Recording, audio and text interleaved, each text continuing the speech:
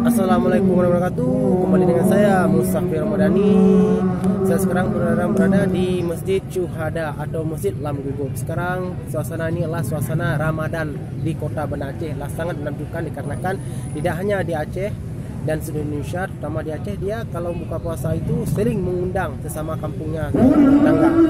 Ramadan di Kota Banda Aceh tahun ini sangat meriah dikarenakan banyak orang-orang yang sangat dari kampung tak pulang dulu kampung dikarenakan mereka suka untuk berbuka puasa.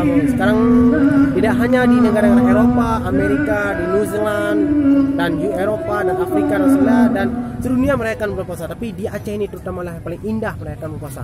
Saya sekarang berada di sana buka puasa bersama, yaitu di Masjid Syuhada Lam Gugup. Jadi bila kaum muslimin semuanya mau menikmati semuanya yang ada bersama, silahkan datang ke Banda Aceh. Banda Aceh lah kota Ramadan yang indah. Assalamualaikum.